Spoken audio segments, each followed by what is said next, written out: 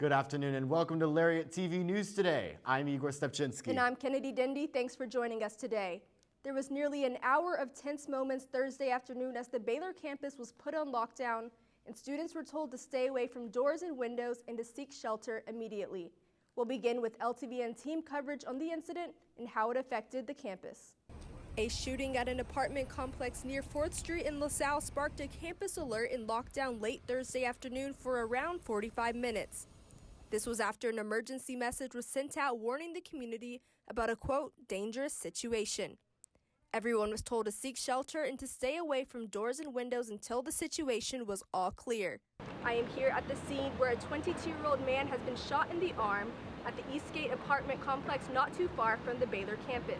Victim claimed that 4 to 5 black male suspects broke into his apartment and shot him. It does not involve Baylor in any way.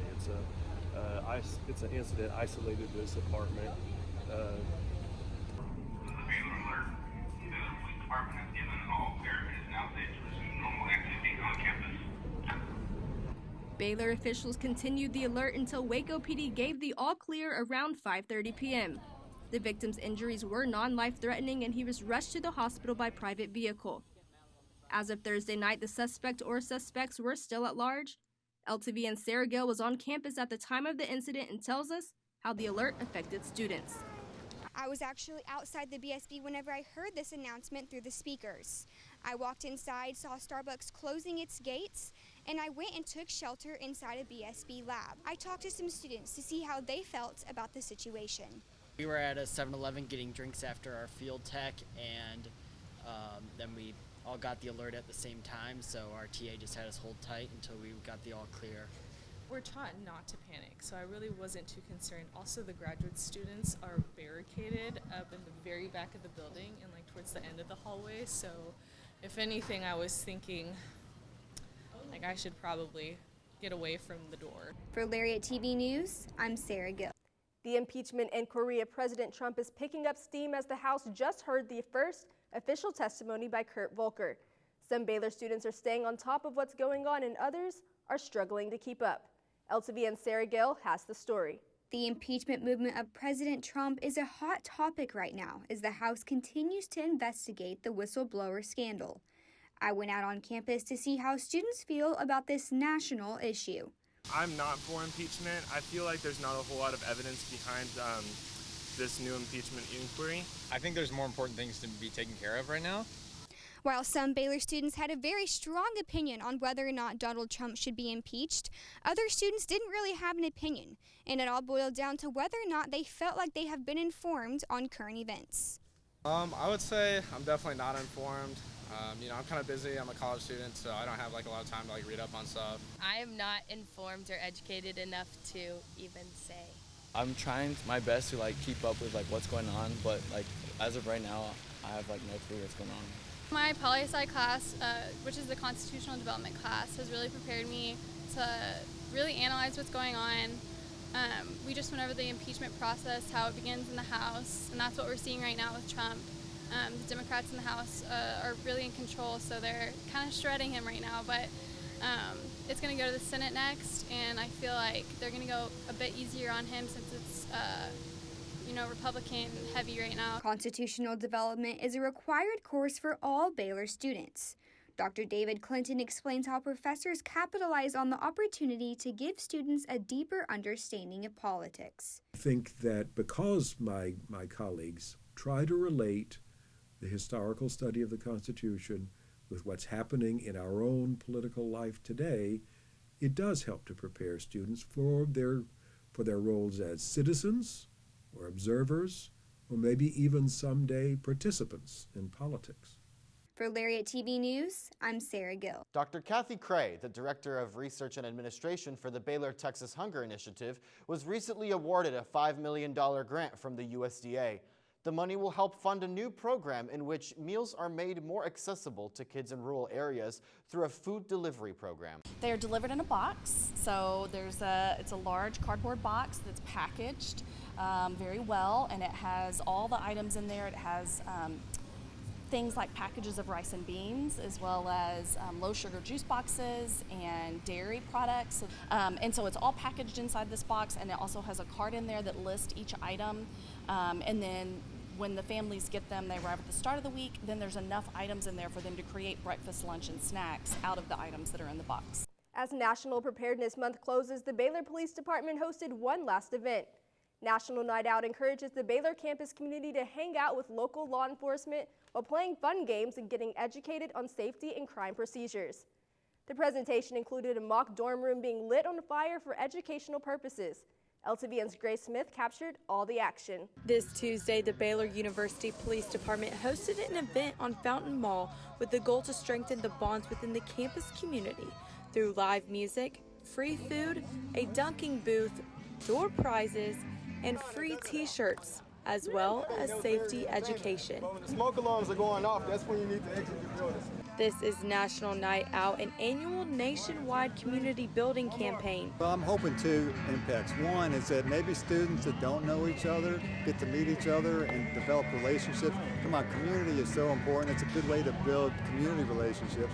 But also for the police department and our officers and even our security officers, they're out here as well, just to meet people. While building those relationships, these residents had the opportunity to witness what could happen if a dorm room were to catch on fire. The Waco Fire Marshal Office gave a short message on the importance of fire safety, which led into a mock dorm room fire.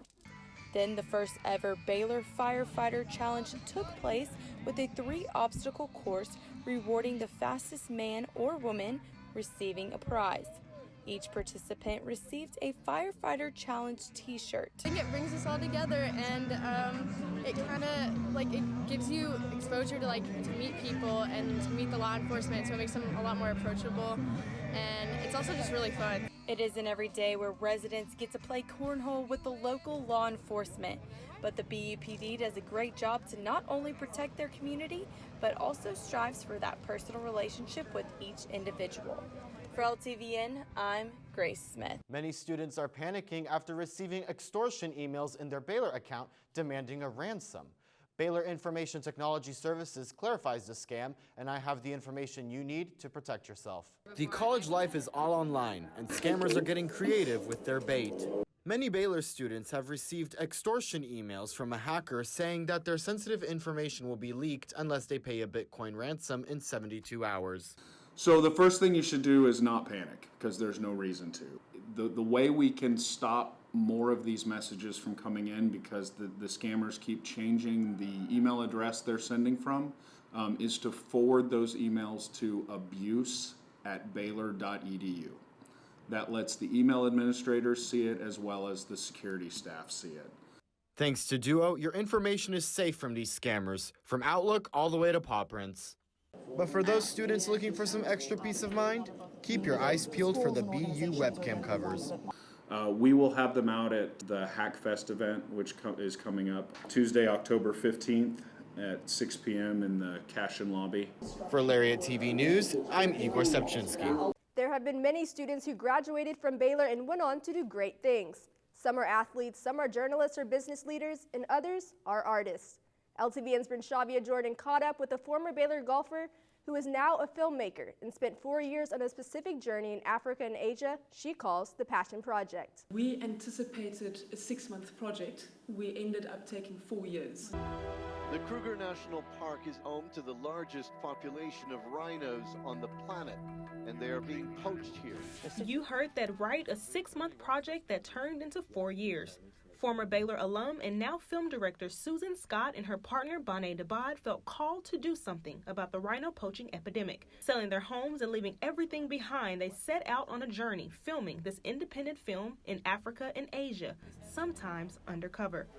They were determined to tell the raw truth of the rhino story, calling it Stroop, Journey into the Rhino Horn War. Putting their lives in danger while visiting national parks such as Kruger, the world's largest wildlife sanctuary. The award-winning film shares the horrific danger these rhinos face, all in the name of horn stripping and illegal trading. It's a huge crisis because it's not just about the animal, it's affecting how nations actually respond to the crisis. Wildlife trafficking is one of the largest illicit trades in the world. So why are the horns of a rhino in such high demand? They gift each other a solid piece of rhino horn, and basically saying that if I can get my hands onto this product, the most valuable commodity on earth today, more valuable than gold or platinum. Facing many secretive challenges along the way with government, national parks, and enforcement agencies. Ultimately, at the end of the day, do we want this to jeopardize a case of traffickers that have been caught at the airport, or do we want to tell the story? Rolling out this jaw-dropping documentary across the country and overseas, with screenings at schools, film festivals, and the most recent one, Baylor University.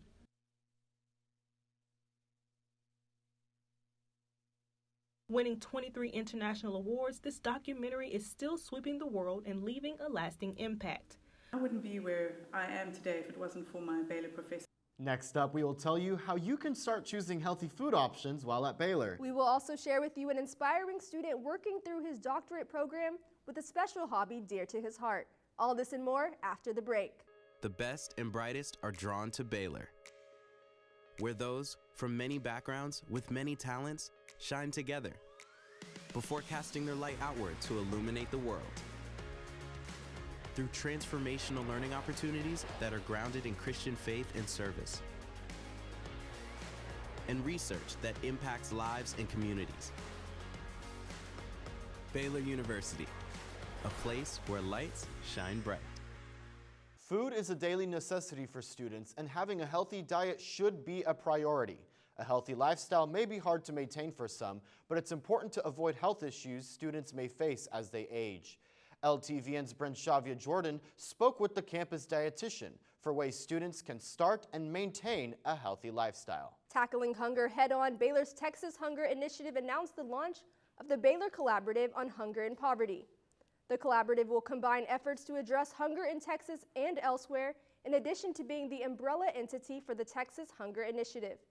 The organization, which provided assistance in more than 25 states and Washington, D.C., will still exist and will represent work done at the state and local levels, and will include the same team led by Jeremy Everett and Dr. Kathy Cray. If the work week is draining your energy, we have a story that will snap you back into focus. One of Baylor's doctoral students and teaching assistants is making a name for himself outside his field of study by peeking through his camera lenses. I interviewed this student and saw how he is showing us the bigger picture. A picture is worth 1,000 words, but it takes a true photographer to highlight all of them. One of those photographers is Adil Sheikh. My dad loves photography, and that he kind of got me into it, and it only really picked up a couple years ago when I got hired by the Roundup. Apart from taking still pictures, Adil captures time lapses across the Baylor campus. His work speaks for itself and has been reposted by Baylor's social media multiple times. It feels nice. I just love taking photos. However, these skills are a stark contrast to his career path. My main passion is science, but I don't want to be doing science 24/7. Otherwise, I might go a little crazy. I do photography as a way to pursue a creative side that might not necessarily be there when I'm working in lab, and it also allows me to blow off some steam if I'm too stressed out. A hobby a day keeps the stress away. It's capturing the moment where I see some kind of action or some kind of landscape, and the action of just pushing down on the shutter, hearing the camera snap, and being able to see the photo afterwards, and having it turn out good is one of the most satisfying things that I find about this hobby of mine. If there is a will, there is a way. Hopefully this is something any Baylor student can incorporate into their day. We're all college kids. We're all stressed out all the time, so it's nice to take a breather once in a while. Take care of yourself. From Lariat TV News, I'm Igor Stepchinsky. They say a picture is worth 1,000 words. That rings true for Baylor students who want a keepsake as they cross over from student to alumni. Having a yearbook with your picture in it is an heirloom that will always hold value. Portrait registration for Baylor's class of 2020 is now open for students to get their pictures taken through Baylor's Roundup yearbook. The free senior portraits will be taken in the Moody Library foyer behind Starbucks through October 18th.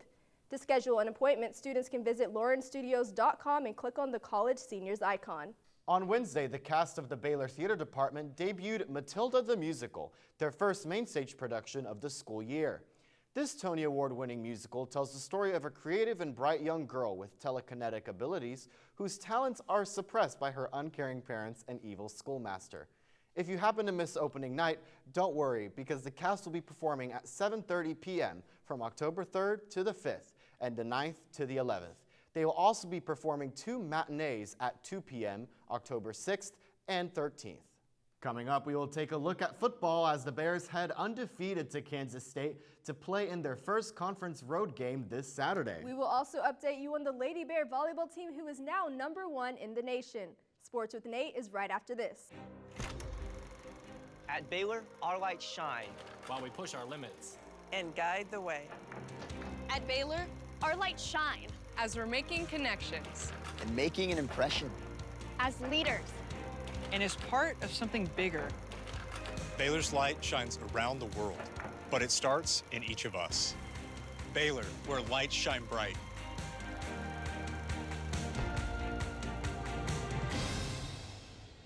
Baylor football is receiving votes for a national ranking after a last-second field goal by John Mayers gave the Bears a 23-21 upset victory over Iowa State.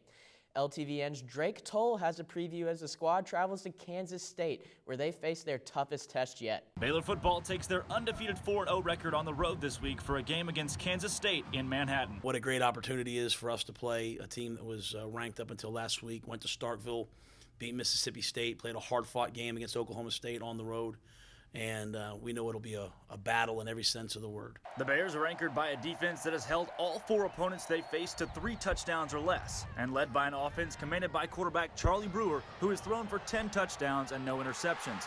But Kansas State presents a hard-nosed test. We know how tough, how physical they'll be, what a challenge it'll be on the road, and so we have to play our best football. The keys to Baylor's success this week are consistency and fundamentals. If the guys will come in and everybody will just handle their business and do their job, I think maybe we have a chance to become a better team, and we'll have to do that this week to go to Manhattan and come away with a win. Saturday's kickoff is at 2:30, and the game can be seen on ESPN2. For Lariat TV News, I'm Drake Toll. Third season football coach Matt Rule has produced quality on and off the field.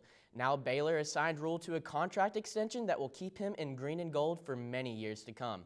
Baylor Athletics has extended football coach Matt Rule's contract through the spring of 2028. Both Julie and I are extremely grateful to Dr. Livingstone and really all of the Baylor administration for this opportunity to stay at Baylor and continue to build on what we started. The extension comes after an offseason in which Rule received inquiries from multiple NFL teams. I've had other options. Our coaching staff have had other options. We're not forced to be here. We love to be here because this is a great place. And Rule continued to reiterate how happy he is to stay in Waco.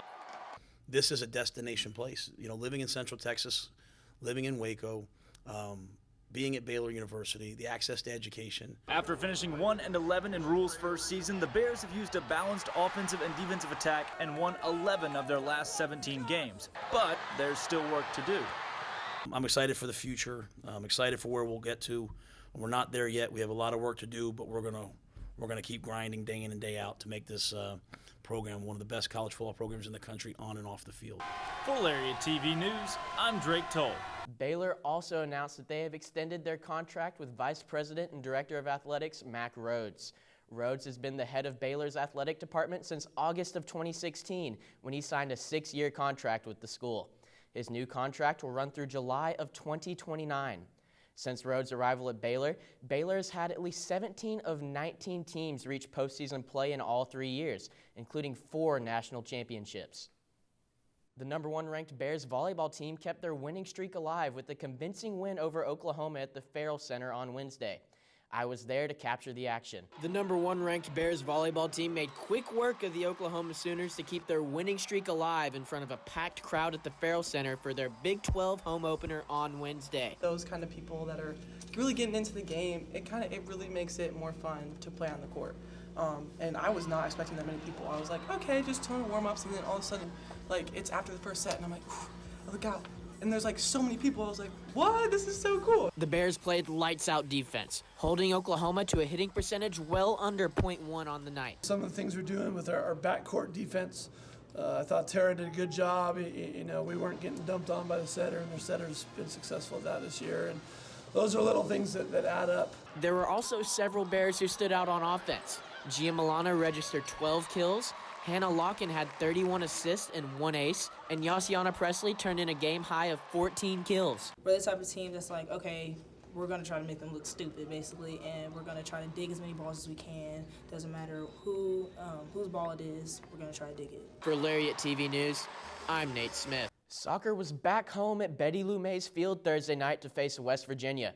The Bears were underdogs in the match, but ended the Lady Mountaineers' 3-match win streak with a dominating 4-2 victory. Freshman Elizabeth Kuhlman led the green and gold offensively by not only scoring the first goal of her career, but adding 2 more to complete the hat trick. Goalkeeper Jennifer Want was a force defensively with 4 saves. Baylor's next match comes next Thursday at TCU. The defending national champion Lady Bears took the court for their first official practice Tuesday.